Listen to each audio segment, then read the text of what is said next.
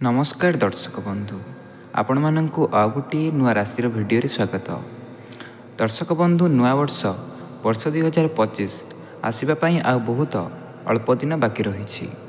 दर्शक बंधु यही नुआ वर्ष 2025 रे मेष राशि, कुंभ राशि एवं सिंह राशि ये तीनोटी राशि मानकर विषय रे आमे जानिबा। दर्शक बंधु जदि आपण मानकर मध्यरु निश्चित भाव में जदि आपण माने यही तीनोटी राशि मध्यरु गोटे भी राशि अंतर्भुक्त अटंती तेबे तले कमेंट बॉक्स रे ओम नमः शिवाय कमेंट टी करी रखंतु। निश्चित भाव में यही वीडियोटी को आपण माने गोटे लाइक करी यही वीडियोटी को शेष पर्यंत देखंतु। दर्शक बंधु यही तीनोटी राशि निश्चित भाव में सबुठारु शक्तिशाली राशि होइथांती। उभय शारीरिक एवं मानसिक भाव में एमाने बहुत सक्रिय एवं सचेतन होइथांती। कौनसी भी व्यक्ति एमानंकु अति सहजरे हरई पारि न थाए।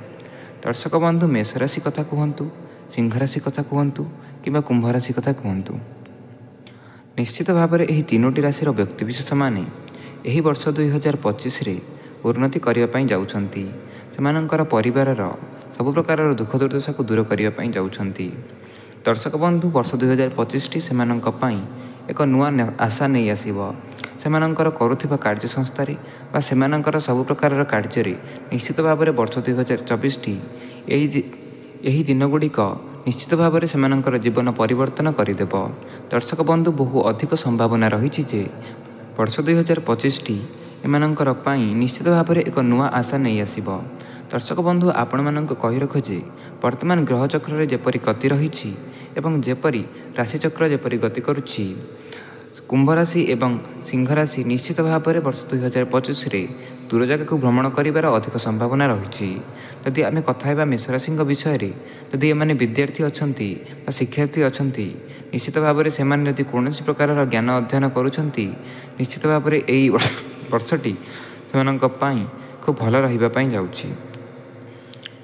ता सहित आपण मानंकु कहि रखुछि जे आपण माने यही वर्ष सतर्क हो चलिबार आवश्यकता रही।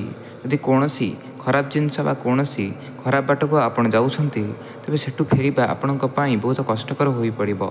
निश्चित भाव में आपण माने जो मानक सहित मिसुचंती सेमानक सहित सामान्य सतर्कता भावे चलंतु बा कार्य करंतु।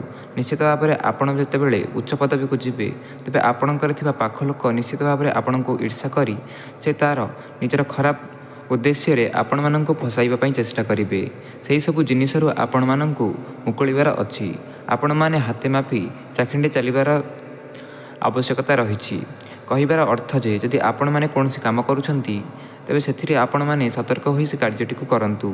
कारण केउ भी व्यक्ति आपणकर केतेबेले कोन खराब करिदेबो तार आवश्यकता आपण माने पाई परिबेनी।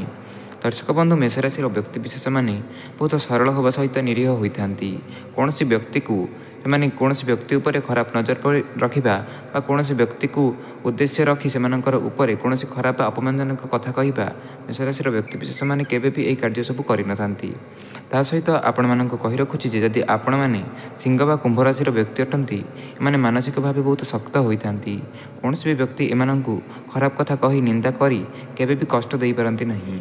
एमाने निश्चित भाव में शारीरिक क्षेत्र में मध्य बहुत उन्नति करिथांती। जेपरि एमाने निजकु बहुत बलवान मन करिथांती जहाँकि सिंह एवं कुंभ राशि व्यक्ति विशेष माने अटंती मध्य। यही व्यक्तिर लोक मानंकु आमे शारीरिक भाव हराइबा बहुत कष्ट होई पड़ी थाए।